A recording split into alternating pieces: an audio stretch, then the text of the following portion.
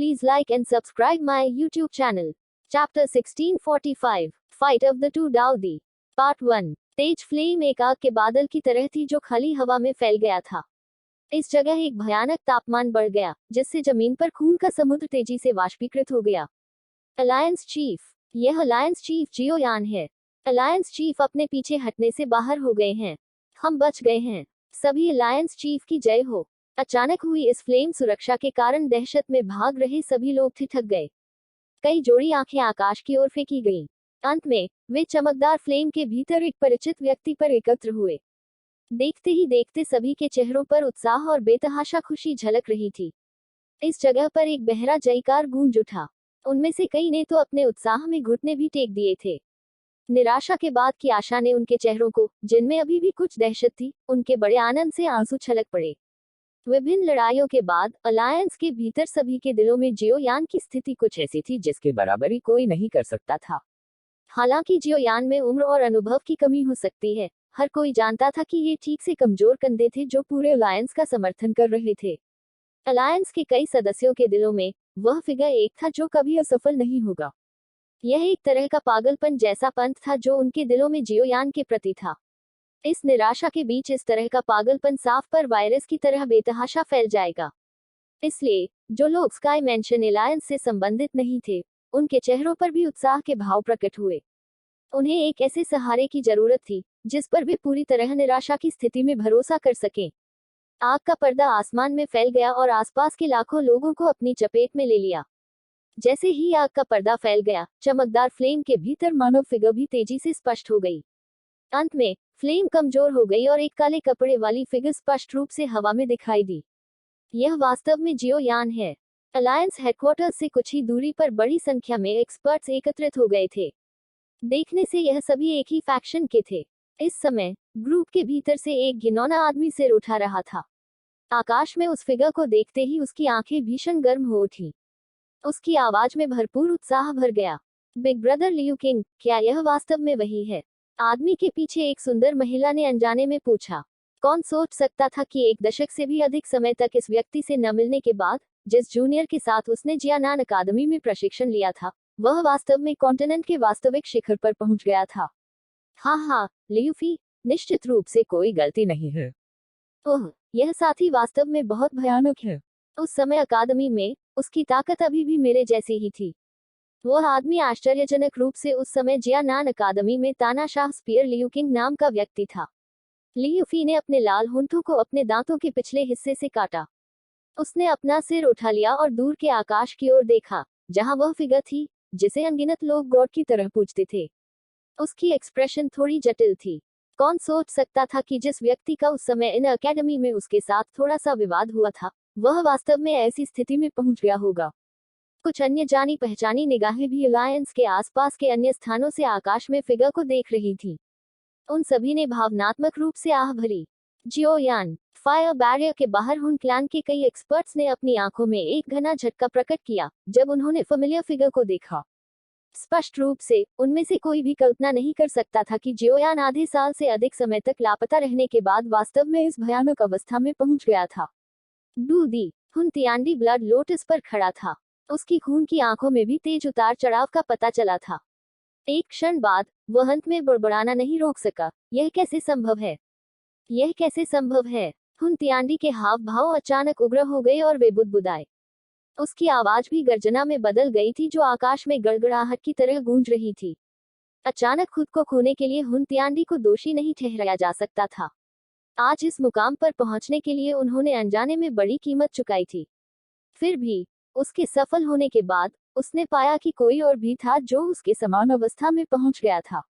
वह इसे आसानी से कैसे स्वीकार कर सकता था?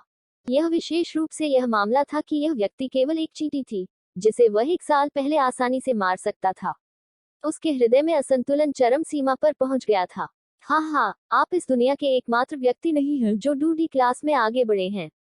आग की लपटें बिखेरने के बाद काले रंग का एक युवक दिखाई दिया। उसने अपना सिर उठा लिया और हुन तियांडी को देखा, जो ऐसा लग रहा था कि उसने खुद पर नियंत्रण खो दिया है।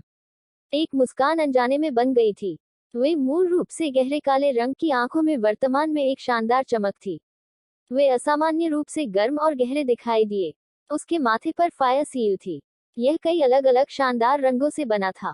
उसमें से एक प्रकार का विशेष उतार चढ़ाव निकल रहा था। इस लहर के सामने गहरे भूमिगत मैग्मा काफी तेज दर से बहने लगा था। जियोयान चुपचाप आकाश में खड़ा हो गया। उसके बॉडी पर डुकुई की जरा सी भी लहर नहीं थी। वह बेहद साधारण दिखाई दिए। हालांकि केवल एक वास्तविक एक्सपर्ट ही समझ सकता है कि पतले बॉडी के भीतर किस तरह की अकल्पनीय शक्ति मौजूद है। वह ताकत दुनिया को तबाह कर सकती है। आपके शरीर में तुशी एंशिएंट गॉड की गंध है। हुन तियांडी आखिर कोई साधारण पर्सन नहीं थे। शुरुआती झटके का अनुभव करने के बाद उसकी आंखों में खून की लहर भी शांत हो गई। जब उसने जियोयान को ध्यान से देखा और घनी आवाज में बोला तो उसकी एक्सप्रेशन में उदासी का एक निशान था। मैं एंशिएंट गॉड की विरासत प्राप्त करने में केवल भाग्यशाली था। जियोयान धीरे से हंसा। लानत निहिलिटी डिवाउरिंग फ्लेम। जियोयान ने उसे उदासीनता से देखा। तुरंत उसकी दृष्टि इस भूमि पर पड़ी जो टूटने ही वाली थी। अंत में उसने अपना हाथ बढ़ाया। झूक उन पर एक शानदार रोशनी उतरी जिसे हुन तियांडी की एक किक से जमीन की ओर उड़ते हुए भेजा गया था। झूक उनके बॉडी पर गंभीर चोटें इस तेज रोशनी में तेजी से ठीक हो गईं। चोटों के ठीक होने के बाद झूक उनका विशाल बॉडी तेजी से मानव रूप में बदल गया। उसकी एक्सप्रेशन थोड़ी पीली थी और वह कड़वाहट से मुस्कुराया और जियोयान से बोला, आखिरकार तुम बाहर हो गए। यदि आप थोड़ी देर बाद होते तो संभव है कि उपस्थित सभी लोग उस व्यक्ति द्वारा मारे गए होते। एल्डर झुकुन, कृपया थोड़ी देर आराम करें, जियोयान ने कोमल स्वर में कहा। समझा। हालांकि जियोयान की आवाज काफी कोमल लग रही थी, जुकुन उस स्पष्ट प्रेशर का पता लगा सकता था जो उसके अंदर था। ऐसा लग रहा था कि यह प्रेशर इस दुनिया से आगे निकल गया है। इसके तहत उसके पास सिर नीचा करने के अलावा कोई चारा नहीं था। उसने तुरंत सिर हिलाया और कहा, हम हुनों की सेना से रक्षा करेंगे। हुन तियांडी से निपटने के लिए आप पर छोड़ दिया जाएगा। डूडी से अंततः केवल डूडी ही निपट सकता है। जियोयान मुस्कुराया और सिर हिलाया। उसकी आंखें नीचे बह गईं। उनके होठों का कोना मुड़ गया क्योंकि उन्होंने देखा कि अलायंस आर्मी को भयानक नुकसान हुआ है। इसे देखने से हब तियांडी स्पष्ट रूप से उन सभी को मारने का इरादा कर रहा था। क्या क्रूर तरीके हैं। डीटी एम्ब्रियोनिक पिल के अंतिम चरण को पूरा करने के लिए आपने वास्तव में ऐसा नरसंहार किया है, जियोयान ने धीरे से कहा। विजेता राजा है। प्रक्रिया महत्वहीन है। हुन तियांडी ठंड से हंस पड़ी। उसने जियोयान को देखा और कहा, आज हम सभी के बीच निर्णायक लड़ाई होगी। यदि आप हार गए तो अलायंस आर्मी में से कोई भी नहीं रहेगा।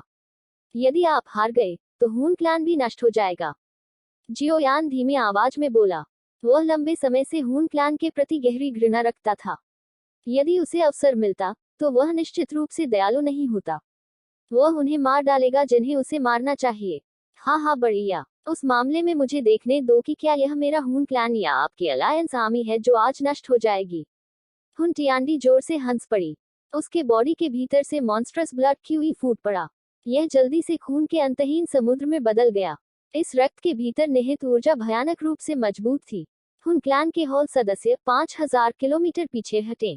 हुन तियांडी एक बर्फीली आवाज में चिल्लाया था, खून का समुद्र फैल गया था। हुन क्लैन के एक्सपर्ट्स उसकी चीख सुनकर जल्दी से पीछे हट गए। दो एलीट डूडी के बीच की लड़ाई दुनिया को तबाह कर सकती है। अगर वे इसमें पकड़े जाते तो एक एलीट डू शेन की भी मौके पर ही मौत हो जाती। इसके अलावा हर कोई समझ गया था कि जियोयान और हुन तियांडी जीत की कुंजी थे। उनकी लड़ाई का नतीजा दोनों पक्षों के अंतिम परिणाम पर फैसला करेगा। जियोयान, आज वह दिन है जब मैं एक गोड बन गया हूँ। जियोयान, आपको मुझे एक सुखद युद्ध करने देना चाहिए। मॉन्स्ट्रस ब्लड ची हुन तियांडी की आंखों में फैल गया। वह खून के समुद्र में खड़ा था। इस समय एक गर्वित गौरव मौजूद था। यह व्यक्ति शातिर हो सकता है लेकिन उसे एक घमंडी और मजबूत व्यक्ति भी माना जा सकता है। उनमें से एक निश्चित रूप से इस लड़ाई में मर जाएगा। इस लड़ाई में जियोयान को अपनी पूरी ताकत से लड़ना पड़ा। मैं अंत तक आपके साथ रहूंगा। जियोयान की आंखों में थोड़ा उत्साह भी था। यह लड़ाई 10,000 वर्षों में पूरे डुक्यूई कॉन्टिनेंट के भीतर सबसे बड़ी लड़ाई बन जाएगी। यह लड़ाई निश्चित रूप से पीढ़ियों तक फैलेगी। आकाश की ओर देखते ही सभी ने अपनी सांसें रोक लीं, जो लगभग तुरंत ही खाली हो गया था। उन दोनों ने हमला नहीं किया था लेकिन उनका आभामंडल पहले ही पहाड़ की तरह सबके दिलों पर छा चुका था। कोलाहल कोलाहल। खून के समुद्र ने आसमान को ढक लिया। हुन तियांडी की आंखों का लाल रंग अधिक सघन हो गया था। यह आमना सामना पल भर तक चलता रहा तो उसका पैर अचानक आगे बढ़ गया। टकराना। उनके इस कदम को आगे बढ़ाते ही पूरा आसमान कांप उठा था। खून का मॉन्स्ट्रस सी पागलपन से घुमावदार हो गया। जियोयान की ओर बेरहमी से बहते हुए यह सीधे सैकड़ों हजार फीट की बड़ी रक्त तरंग में बदल गया। लाखों फीट की विशाल रक्त तरंग के सामने जियोयान का बॉडी चींटी जैसा छोटा था। जियोयान की आंखें, जिसमें एक शानदार चमक थी, रक्त की लहर को घूर रही थी, जिसमें एक चौंकाने वाली गति थी। इसमें निहित ऊर्जा अपनी सोल के साथ 9 स्टाइल दाओ शेंग डो शेंग को आसानी से चकनाचूर कर सकती है। फ्लेम, आओ। जियोयान ने अपना मुंह घुमाया। एक मधुर आवाज निकली। जिस क्षण उसने ऐसा किया, नीचे की भूमि गड़गड़ाहट से भरी और एक विशाल नाले में विभाजित हो गई। क्रिम्सन मैग्मा एक फव्वारे की तरह आकाश की ओर शॉट मार दिया। अंत में यह आकाश में तैर गया, एक विशाल मैग्मा लहर में बदल गया जो हिंसक रूप से रक्त तरंग से टकरा गया। बूम! जमीन कांप उठी। खून की बारिश जो मैग्मा के साथ थी, आसमान से तूफान की तरह बरस रही थी। यह पूरे सेंट्रल प्लेन्स के चारों ओर छा गया। हुन तियांडी हैरान था कि उसका हमला रोक दिया गया था। अगर अकेली डूडी को खत्म करना इतना आसान होता, तो वह हजारों सालों तक इसे आगे बढ़ाने पर जोर नहीं देता। ऐसा होने के बावजूद, उनकी एक्सप्रेशन स्पष्ट रूप से कुछ अधिक गंभीर हो गई थी। जियोयान ने अपने हमले को इतनी आसानी से स्वीकार कर लिया था।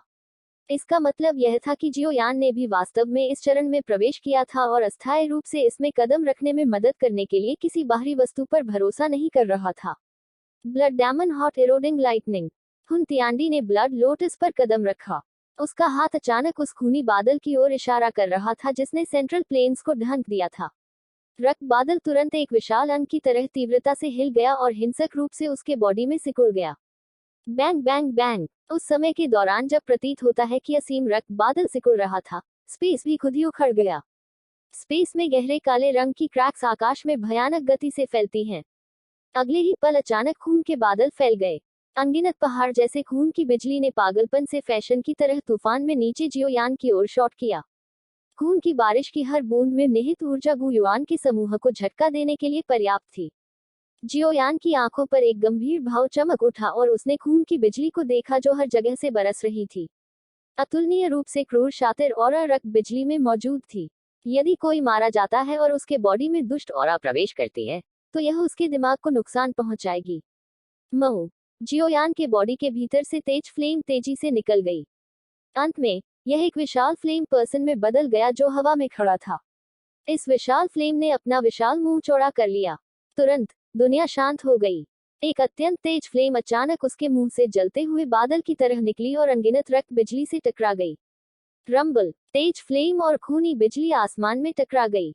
इस अतुलनीय रूप से मजबूत ऊर्जा उतार चढ़ाव के तहत पूरी भूमि कांप गई और कई बड़ी क्रैक्स बन गईं।